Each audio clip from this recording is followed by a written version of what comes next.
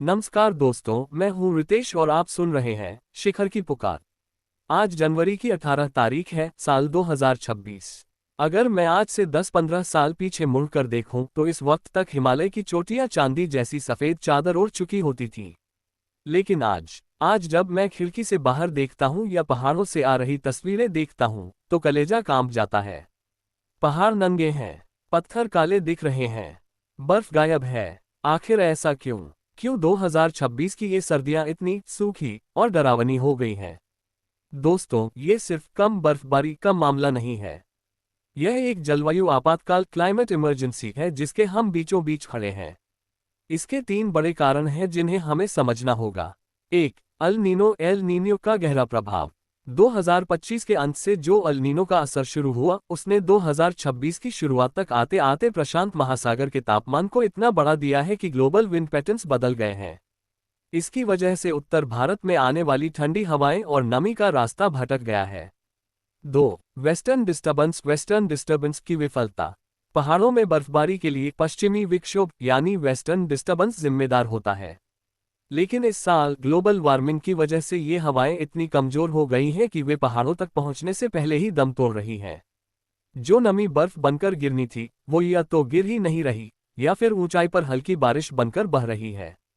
3. Black carbon और इंसानी दखल। हम अक्सर भूल जाते हैं कि पहाड़ों पर बढ़ता टूरिज्म और कंस्ट्रक्शन सिर्फ ट्रैफिक नहीं बढ़ाता बल्कि ब्लैक कार्बन भी बढ़ाता है। गाड़ियों का धुआं और कंस्ट्रक्शन की धूल बर्फ पर जम जाती है जिससे बर्फ सूरज की रोशनी को सोखने लगती है और जल्दी पिघल जाती है। 2026 में हम इसका सबसे बुरा रूप देख रहे हैं। गंभीर चिंतन, इसका हम पर क्या असर होगा? होस्ट, शायद आप सोच रहे होंगे, ठीक है, इस बार स्कीइंग नहीं कर पाएंगे, क्या फर्क पड़ता है? फर्क पड़ता है दोस्तों, बहुत फर्क पड़ता है। अगर पहाड़ों पर बर्फ नहीं होगी तो गर्मियों में हमारी नदियां गंगा, यमुना, सिंधु कहां से बहेंगी? ये बर्फ हमारे वाटर टावर हैं।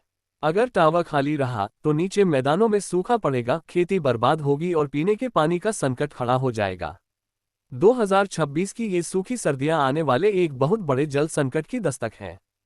हम अक्सर प्रकृति को फॉर ग्रांटेड ले लेते हैं। हमें लगता है पहाड़ हमेशा सफेद ही रहेंगे, पर आज 2026 में पहाड़ हमें चेतावनी दे रहे हैं।